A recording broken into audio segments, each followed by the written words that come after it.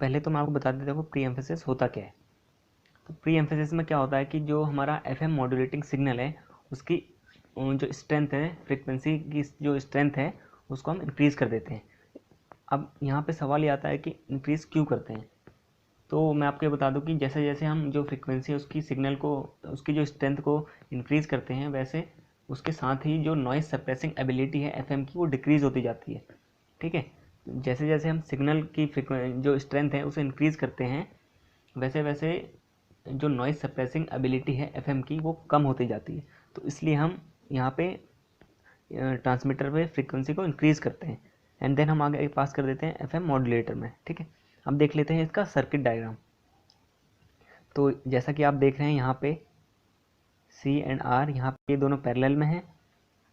ठीक है, और ये आर, जो R2 है ये वाला, ये ग्राउंड है। तो ये पहला जो आप देख रहे हैं ये है हमारा प्री एम्फेसाइज सर्किट। ये एक बेसिकली हाई पास फिल्टर होता है। ठीक है, तो इसमें क्या होता है कि जैसे एफएम मॉड्यूलेटिंग सिग्नल पास होता है तो जो उसमें जो हाई फ्रीक्वेंसी कंपोनेंट है वो आगे पास हो जाते हैं एंड जो लो फ्रीक्वेंसी कंपोनेंट है वो ब्लॉक हो जाते हैं। ठीक है, इसलिए यहाँ पे हाई पास फिल्टर लगाया जाता है एंड देन हम आगे उसे पास कर देते हैं फ्रीक्वेंसी मॉड्यूलेटर में।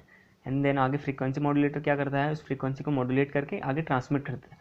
एक चीज़ का यहाँ पे बहुत इंपॉर्टेंट ध्यान रखना आप कि जो ये प्री एम्फेसाइज सर्किट है ये हमारा ट्रांसमीटर में यूज़ होता है एंड जो डी एम्फेसाइज सर्किट है वो हमारा रिसीवर में यूज़ होता है। ठीक है, तो अब इसकी वेव फॉर्म देख लेते हैं।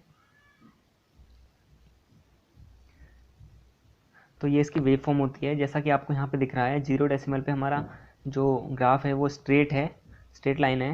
एंड देन आगे आप देख सकते हैं कि यहाँ पे हमने लगाया pre emphasise circuit.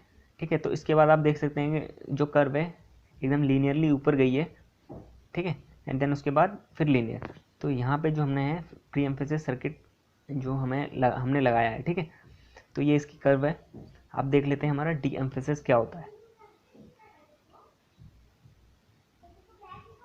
D emphasis circuit, तो ये डी एम्फेसिस का सर्किट होता है। जो प्री एम्फेसिस था उसे हम मॉड्यूलेटर से पहले लगा देते हैं एंड जो डी एम्फेसिस सर्किट है उसे डी मॉड्यूलेटर के बाद लगाते हैं। ठीक है,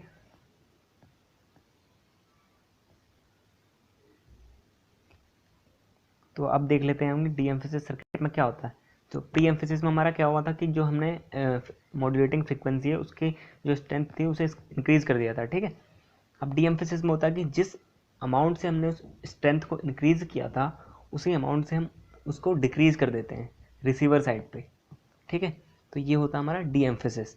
जो ये सर्किट देख रहे हैं आप, ये वाला, ये हमारा डी एम्फेसाइज सर्किट है, डी एम्फेसिस सर्किट है। ये बेसिकली लो पास फिल्टर कह सकते हैं आप इसको।